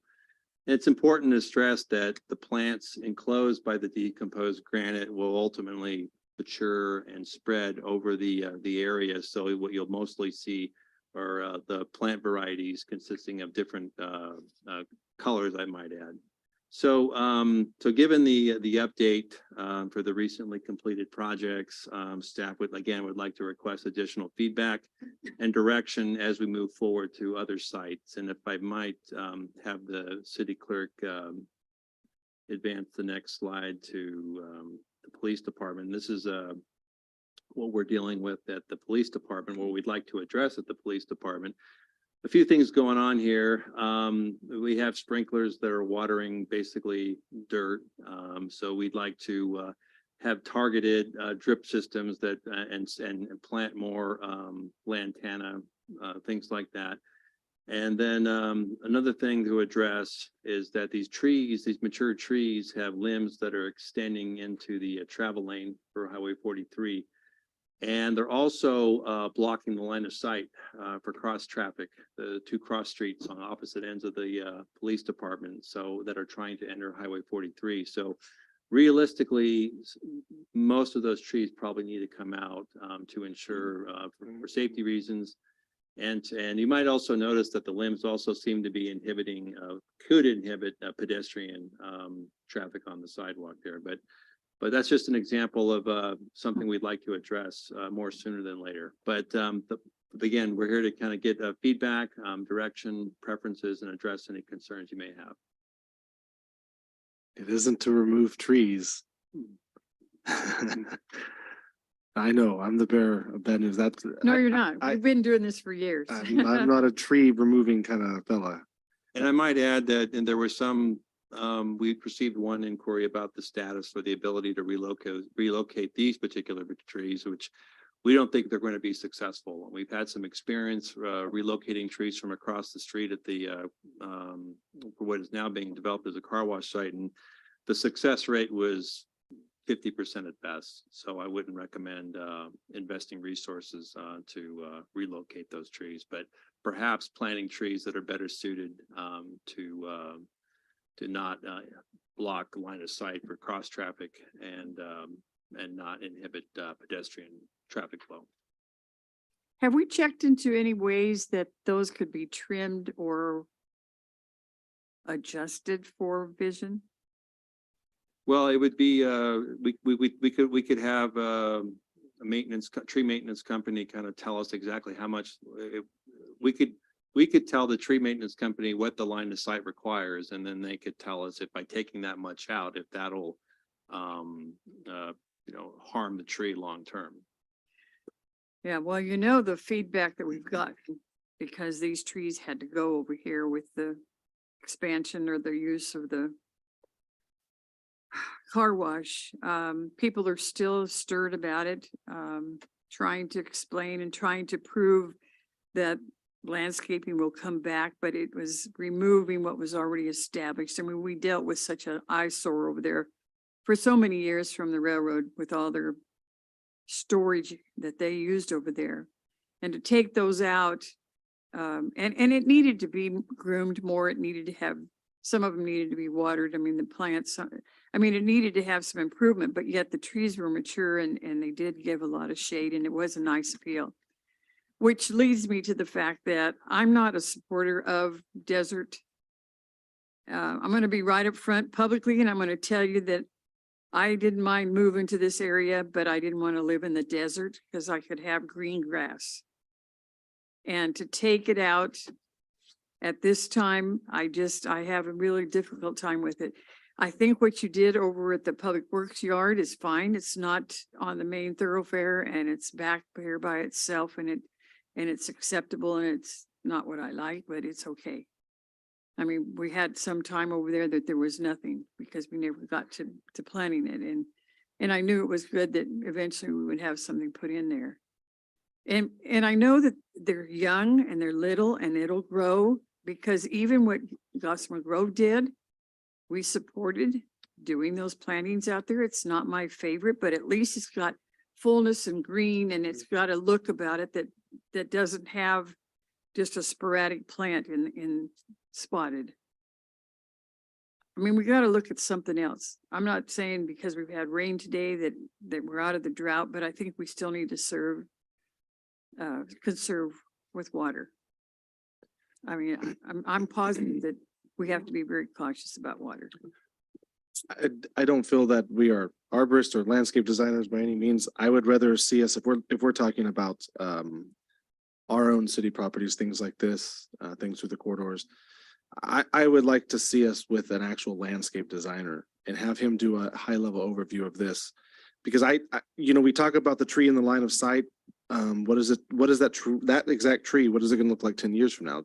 If an arborist were to come in and shape it properly and work with it, in 10 years from now, that tree may not have a line of sight issue. It's high enough and out of the way and we're good. And now we've just lost a mature tree for a today issue that may not be a tomorrow issue. So if we were going to do anything, I would rather see someone come in with a plan, and I don't want to see that desert scape. I understand the DG. I understand what it does. I think you can make it look really nice actually, but again, going back to exactly what you're saying with Gossamer, there's a planting scheme that comes along, and it's a full planting scheme. It is a drought tolerant plant. Things like the agave or hesperillas, you can play with that quite a bit to still give you that flowy green look and still have drought tolerance. But again, by no means do I feel like I'm an arborist or a landscape designer. I'd rather see us have, I don't know if we have the contract with Teeter to be able to do that. I don't know, but at least have the conversations with someone more educated than me. But I'm very opposed to pulling out trees. Matter of fact, I have people tell me, well, put in an artificial turf. At least you have a green. And I don't know that I'm really excited about artificial turf, but at least it has a different look than this decomposed granite. It doesn't do anything for me. I drive by Veterans Park on the corner on Los Angeles and I shake my head every time I go by. I don't like it. And I know we've talked about planting some flowers out there, but you know what that means. Ongoing attention, because they're usually annuals, and to put plants out there, then we have to be on it all the time. Any other comments? Well, my 2 cents. I didn't see the rocks on that picture. Was there rocks on that Mhm. from the city yard picture? At the office, No, at the city. Yeah, at the office. Couldn't tell there was rocks there, but on my picture have here. You're Yeah, far, there it is. you're Okay. far away on the side Okay. from it. That does look pretty plain. I'm not sure if that was a gold or not, but I was gonna say maybe adding some more flowers in there or some more plants. But again, at the same time, like you heard already, it is remote in a remote area, so there's not a lot of traffic. Mm. On the other end, with the police department, good thing it's not the railroad department, so if the police department has a nice fence, and I don't know, maybe put some ivy against that fence, or if you decide to remove those trees, putting some smaller trees, or again, I was told years back, even on the islands, Mayor Pro Tem had mentioned and brought it up. I think we all had at one time or another about those islands as we come into our community down Laredo. They look very tacky, Mhm. and it's been an ongoing project. And I remember mentioning about the artificial grass. And at that time, I was told that was not acceptable due to the fact maybe perhaps the expense, and the other part was people perhaps stealing the grass. And again, you have Wasco just 10 miles away from us. They have artificial grass, and I'm not quite sure how much of that has been stolen and they had to replace. But the fact is, when you go to Wasco, it looks nice going down Wasco. They do have nice lighting as you enter off from 43 into Wasco. So sometimes I scratch my head. I don't know why we're not looking, having nice entrance to our community if want to be the state of the shining star of California, but I think, I don't know, we have to come up with some better other solutions to all of our landscaping areas, especially the entrance of our town from Laredo, and even our police department, the side street here on 43. I'm okay with so much, if you could, I would just recommend adding some more flowers if it's possible at the Public Works office. I don't know if that side right there gets hot or not, maybe a tree, I don't know if those windows, if it's hot, if the sun goes up and gets really hot in those rooms or not, but just, and again, about these removing the trees. I think having trees does make a town look beautiful and clean and fresh. It just, I know one time we had a grant for Lero, for all those trees that we had on Lero a long time ago. I don't know if there's any more grants out there for that kind of project. But what I didn't really like is you had multiple different kinds of trees down there though. But I didn't know if somehow we could just stick to one type or just make it very nice. That was a forestry grant, wasn't it? Before my time, to be That was honest. with Lori. Yeah, Lori had Lori, that. It was yeah. forestry grant and they recommended. Hmm. And really redwoods were even recommended no, it then, looks but there very was nice. moisture in the air and so those, we had to lose those and we've never replaced any that we lost. So it looks very, very, a lot of gaps. Mhm, mhm. So there's, I know it takes work, takes time, takes money. I get it, but it's just something we might want to put back, bring back, Mhm. back and, back on the radar. What are we doing out at the monument sign at Lerdo and Zerker? It's been stripped in the front part. Nothing's there. Well, I always envisioned that, Mayor Pro Tem, Prada, I always envisioned that would be kind of just a seasonal type of thing where maybe volunteers or we could do a just kind of revolving kind of theme out there, but I don't know that we have Public Works has a set plan or, agenda for that particular area. Oh, we always had Public Works that kept it up. I mean, you planted some that were ongoing and then some that were annuals that you changed because of the color. It's a good entrance. It's a good look. The bottle brushes that are behind it have grown too big and they need to be cut down so that they're stayed miniature. But yeah, it's a nice approach and it always had a nice light up on the sign.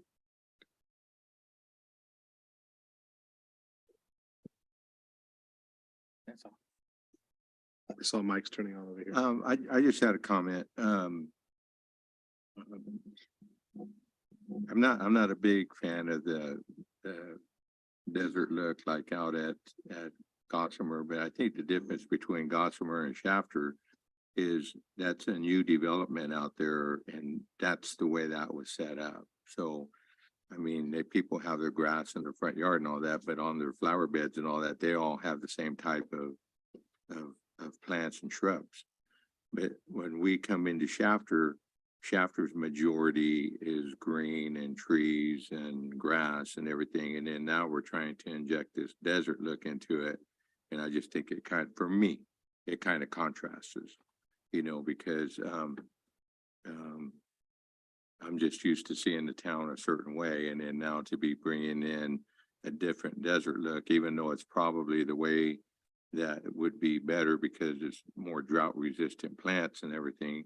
But it does take away from the green. And I'm still hearing about taking that tree line out on Central Valley Highway.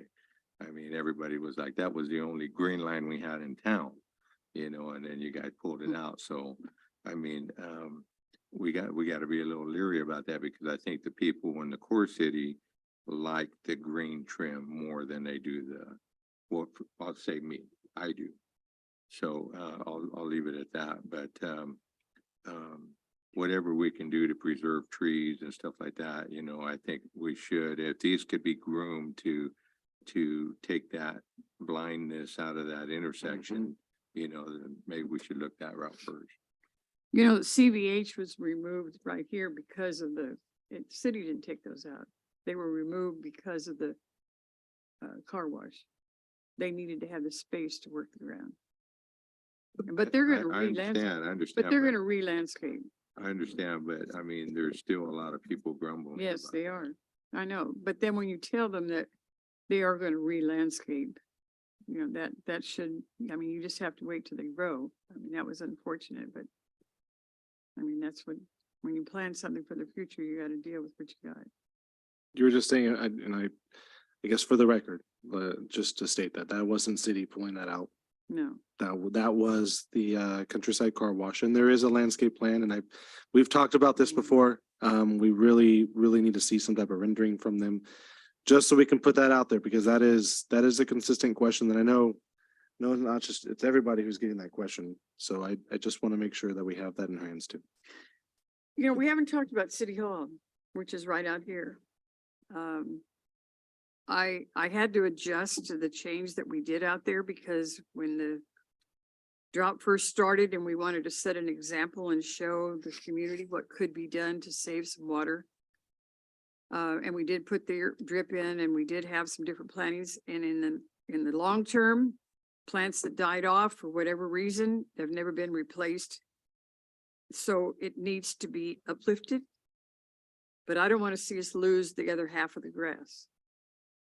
It's a balance, it's a look that looks approachable when you walk in. Correct. Sure. It wasn't on our agenda to involve that grass. I understand that, but I'm saying too, what we've done out there, and we've done it even along the side now, we've taken everything out and there's nothing there. And that's what happens when you make changes from just regular lawn that's out there and you try something different, then it's not maintained to keep that same look. So we need to add some more plants out there and keep it fresh looking. I mean, you have to add some things and clean up some of the others. Councilman O'Barrett? Yeah, so my comment on this is I do like the desert look on that you guys did here. I think it looks pretty attractive. However, I think we do need to find a balance on that. I see this, like, we can't have this in high traffic areas. I mean, if we put something like this by the police department, we have kids walking by and everything. I mean, I could just see a lot of different things happen and it won't be looking like this very long. That's just my opinion here. But I think we need to find a balance with the change in the environment and what's going on. I'm not an arborist. I'm not the expert in trees. But if there is an option that they could be trimmed and maintained to where they do not block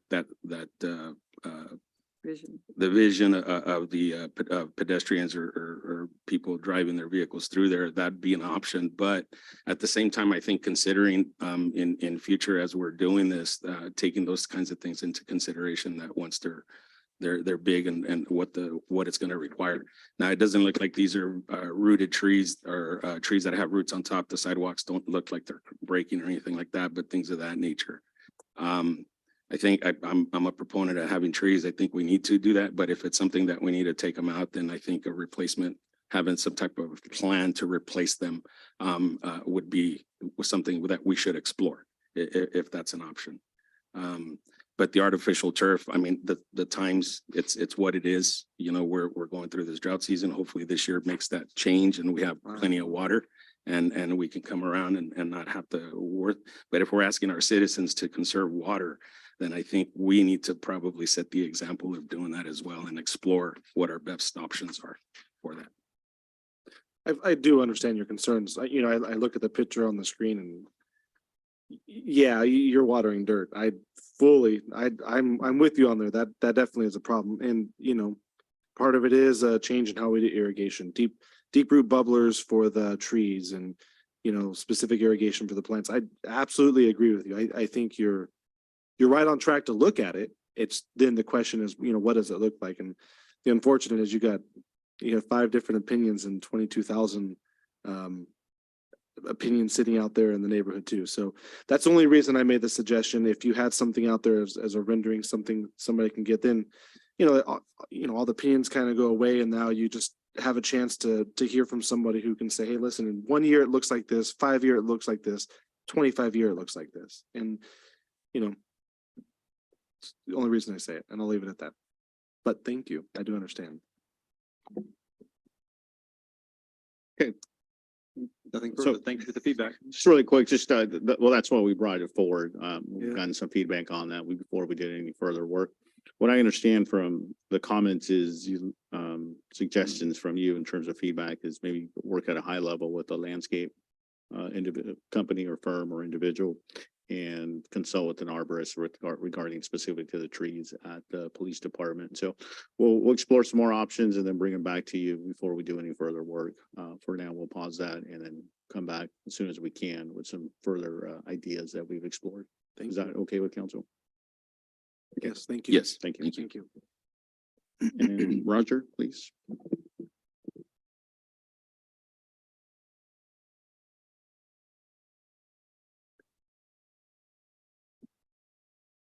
Good evening, Mr. Mayor, council members, Roger Sanchez, Finance Director. So similar to the previous presentations, I would like to provide some information on cash and investments. I'd like to give a brief overview as well. And I'm looking for feedback and direction. And if I can convince you, perhaps a decision as to how to proceed on a change that I'm proposing. So, as you know, the overview is also beneficial for the new council members, hopefully. So, when we look at the citywide assets, there's hardly any, there's no debt. And so we mainly look at the assets. Yeah, you can't turn. His screen's actually. Yeah, he's off. Okay, so we have on the citywide assets, once we combined the long-term assets at the bottom, this is in millions of dollars, 2.4 million. What we've invested, this is book value, capital assets, net of depreciation, that is 96.9 million. Other short-term assets, 10.4, but look at the cash and investments. This is a very significant portion at over $100 million in cash and investments. So as you can imagine, we have to be mindful of this because this cash generates over $1 million in interest income for the city, which helps with the operations in the city. So, we have to be wise as to how we utilize those monies. So what type of cash do we have? What do we have the cash? Certainly not in the city hall. It's in the bank and invested in securities. So we do have the operating checking account, a savings. That's fairly new. That is from Mission Bank. That's what we have. We also have local agency investment fund called LAIF. And we do not have any money for what is called the California Class Public Trust Advice. It's managed by the Public Trust Advisors. And that's one of the reasons I'm asking for this, the purpose of this presentation is to seek a slight change for that to utilize that California Class. California Class is very similar to the LAIF, except that it pays pretty much double on the interest compared to LAIF. We also have the US Bank securities. This is where we buy bonds and CDs. This is our top rated securities that we purchase. They're very safe. The city cannot purchase junk bonds. We cannot purchase stocks, any of that. We're prohibited from doing that. We have to invest on very safe investments. And so the bonds and CDs get us the highest returns to the city. But when we buy them, those are usually long-term from 1 to 5 years. We cannot go further than 5 years as a policy. But once we buy them, we're kind of committed. And that's why a nice medium is the LAIF, where it provides flexibility, but also give us some return on our money. The savings and the checking accounts, they don't give us any money. And so we want to maximize our interest income. In the US Bank securities, when we buy all kinds of securities and CDs, including Treasury. We have Toyota, Apple, and companies that are AAA, very safe investments.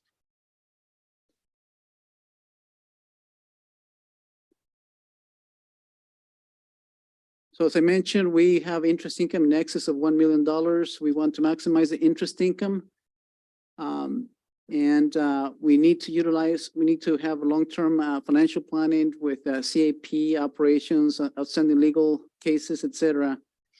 We also have to mitigate on inflation.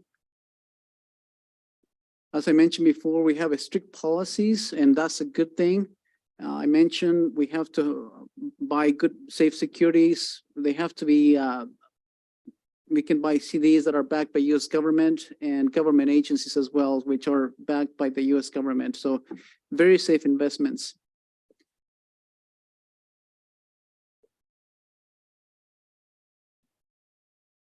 So year cash balance by account type. So if you notice by the end of June of 21 versus the end of June of 22, the bonds and CDs, this is a higher yield. We've made a lot of progress in 1 year. We've shifted monies to make sure that we utilize the monies the best we can. So that's where we have the changes. Yeah, go For ahead. my sake, to be clear, this isn't what you've netted in a year. This is what you've shifted in a year. Yes. Okay, thank you. So it used to be 38 million on the higher yield, and now we have over 70 million. Then we have the savings plans. This is something new as well. From Mission Bank, where it gives us some interest income. There's the money on LAIF. And there's the money on checking accounts and also on safekeeping. So the red and the pink, almost no interest, but relatively really no interest income. So we want to stay in the yellow or especially the green as much as we can to get the interest income. So we've made some improvements there. But we want to make it better. This is the purpose of this presentation. Excuse me, we want to take advantage even more of the section of LAIF and savings plan and get a higher return as well. So this is a very interesting chart. We have a historical. Go back. Yes. Is your mic on? Just back, Your mic. Thank you. just to understand this just a little bit more. So in the 21 quarter two Mhm. balance, right, was 38 on the green, right? Mhm. So you took away from the red and from the pink Yes. and added more into the green. Yes, Or to we- get more. Okay, Yes. so, Yes. I just want to make sure. Okay, thank you. So we've question. we've been working with brokers to find good investments and to put the money to work. Yes. Okay, thank you. So historical average inflation rate, as you can see, the most recent, unfortunate at 8%. And the other line, the blue line represents the LAIF rate. And anytime you see the LAIF, you can see that we're making money for sure compared to the inflation rate. Unfortunately, we're barely mitigating. This is a very hefty tax. Unfortunately, when they devalue the currency and there's no way to keep up. The best we can do is to try to maximize as much as we can because inflation is so rampant. And so if you notice at the end of December of 22, the LAIF return is 2.1%. And there's a little star. What we're proposing is, at least on that middle section, similar to LAIF, is to get into the California class. And instead of getting 2.1% about, it's over 4%. So we would double that. What that would mean is if we would invest about $10 million, it would translate to over $200,000 a year over additional interest income. If we were to make some of those moves.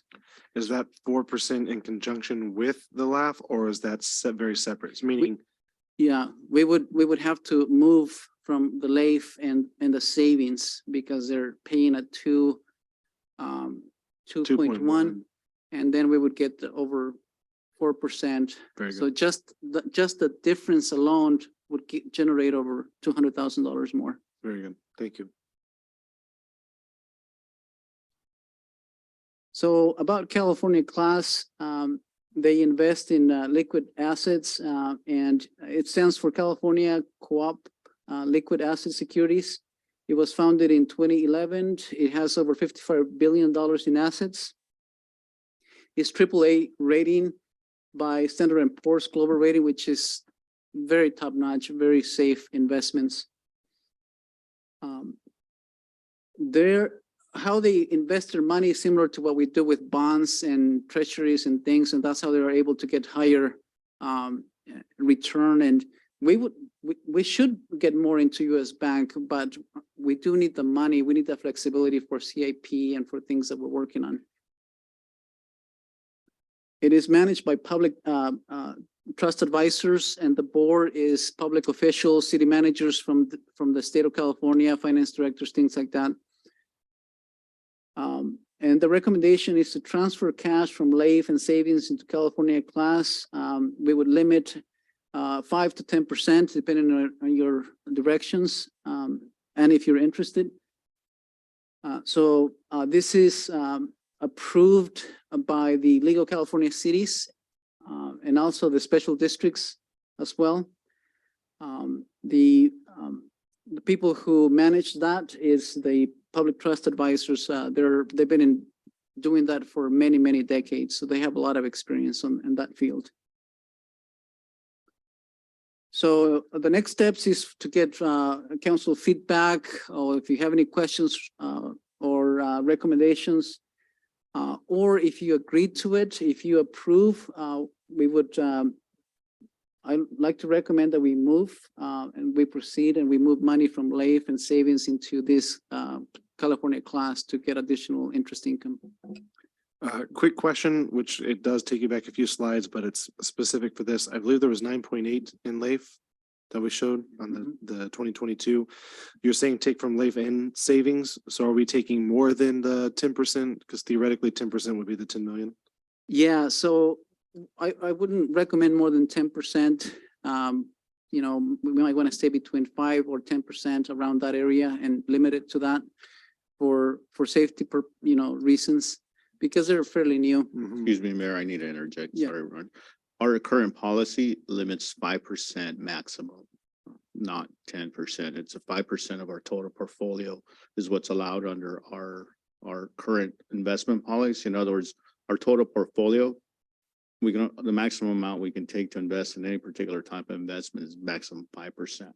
And based on Currently, right. 100, I think there's somewhere here on Clearwater, it's 104 million in I Right, guess liquid so- assets, if you want to call it in various areas, but so that would mean the best we're going to do at that point is somewhere around 5.5 million, 6 million. Correct. Okay, But it's but under the current policy. And so in other words, if council wanted to change it, then that needs to come back. But as it's presently in place, it's maximum 5%. It's a startup in terms of the number of districts. It's probably like 10 or 12 special districts. And today there's only like 5 or 6 cities that are part of this California class. Alternatively, you can leave it at 5%, see what kind of return we get over the next few years, and then take that in consideration in terms of changing the policy to increase that amount. But presently, it's only 5%. so we've got the so I'm glad you said that. And that's, I guess, where my question comes from is we've got the 9.8 showing in LAIF. Am I missing that? Wouldn't that be 10% right now showing in an investment? It probably is. I'm not sure what it says specifically about LAIF. LAIF would be the exception because LAIF is like the safest of all funds that you can put. Oh, your okay, money. so Most cities will usually just keep a lot of the majority, anywhere, not 100%, but anywhere between like 60 to 80% of their monies in LAIF because it's very secure. But that may be, but we'll have to double check our current policy, what it says specifically to LAIF. I know the maximum 5% is for other investments, and that's 5% of the total. So we can maintain LAIF at the 9.8 million and Correct. pull out of savings Exactly. into the class. And so now you still have the 2.1% that you're getting returning on the investment, and then the other 5% is returned at the 4%, give or take. Correct. It is still important that we diversify. It shouldn't be all in one place. I agree. So we still want to be safe. Councilman, microphone. Okay, a couple of slides were those, the 38 and the 70 million. Okay, so what would you, so LAIF is, which one's LAIF? LAIF is the yellow. Yes, sir. So you will take 5% from there? We would mainly take from the savings. Right. And start Right. into the California Good class. correction. Yeah, no, if they want Oh. to change it. And actually the savings is even less return than LAIF right now. Gotcha. Savings never anywhere. So this is just general direction to see, is it something we want to invest in as far as class goes and bring it back? Obviously, and if we bring it back, we can't have the discussion on 5% versus 10%, do we want to be aggressive with it? But we would have to do a policy change on our end at that point. But at this time, we are talking about, and I'm trying to simplify it. It helps me. We are talking about investing at 5% in class and pulling that out of savings, maintaining the LAIF at the current state and maintaining the bonds and CDs at the current state. Is that correct? Yes. Okay. And the yellow is the savings. The yellow, yeah. So what you see on the 2022 quarter two balance, 9.8. the 9.8 is the LAIF, and that would remain intact. The 16.8 million is out of savings, and you would be pulling 5%, which 5% globally at this point for us is 104 million. So am I on the same page here? Yes. So it's about, let's just say simple math, $6 million. So savings that then would be 10.8 million, 6 million in class, 9.8 million in LAIF. Okay. Correct. Okay. It helps me to simplify myself. Yeah. Thank you. So it was a presentation to let you know we're exploring this as an alternative to your point, Mayor Pro Tem.